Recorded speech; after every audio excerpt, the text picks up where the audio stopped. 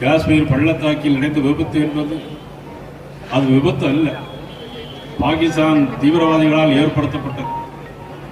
நமது இந்தியாவில் மத கலவரத்தை தூண்ட வேண்டும் என்பதற்காக மோடி 12 நாட்கள் விரதம் இருப்பது போல் இருந்து எப்படி ஆபரேஷன் பண்ண வேண்டும், அதில் ஒரு பாகிஸ்தானை சேர்ந்த ஒரு பொதுமக்கள் கூட பாதிக்கப்படக்கூடாது என்ற உணர்வோடு அந்த ஆபரேஷனுக்கு பெயர் வைத்தார் பாருங்க. அடித்த பிறகு பெயர் வைத்தார் சிந்தூர் ஆபரேஷன்.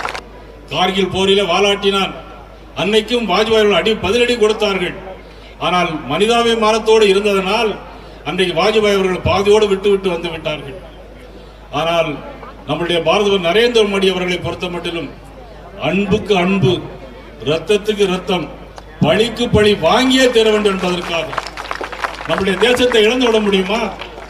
நம்முடைய முன்னோர்கள் கட்டி காத்த இந்த மண்ணை நாம் விட்டுவிட முடியுமா? பிரைம் மினிஸ்டர் அவர்கள் சொன்னார்கள், நீரும் ரத்தமும் ஒன்றாக ஆக முடியாது. இனிமேல் இதுபோல் சம்பவம் நடந்தால் இனி பாகிஸ்தானே இருக்காது என்று சொல்லி அந்த அளவுக்கு இன்னைக்கு இந்தியாவுடைய பெருமையை உலகெங்கும் நிலைநாட்டிக் கொண்டிருக்கிறார்கள். நமது தமிழ்நாட்டை சேர்ந்தவர்களோட ட்விட்டர்ல போடுறாங்க, இது உளவுத்துறை சரியாக கண்காணிக்கவில்லை. பாகிஸ்தானை அடித்து விட்டால் அங்கே உள்ள பொதுமக்கள் பாதிப்பார்களே. பாகிஸ்தானில் இருந்து இங்க வர்றதுக்கு யாரும் தடை விதிக்கப்பட்டிருக்கு. திடீர்னு யாராவது சிகிச்சைக்காக வந்தால் என்ன செய்வது?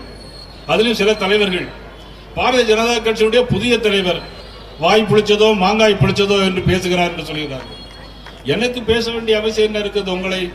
உங்களை யாரு நான் பேச? தேச உணர்வோடு இருங்கள். இல்லை என்றால் எல்லோரும் பாகிஸ்தானுக்கு போய் விடுங்க. அவ்வளவுதான், வேற ஒன்றும் இல்லை.